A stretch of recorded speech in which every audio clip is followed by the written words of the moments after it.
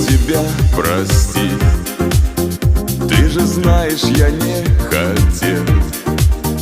Может, просто от ревности, или просто устал от дел. Я обидел тебя опять, и зачем, я не знаю сам. Так бывает, что в торопях очень часто мы ссоримся.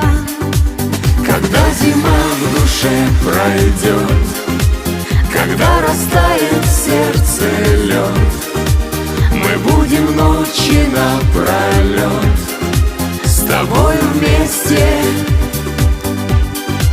Когда обиды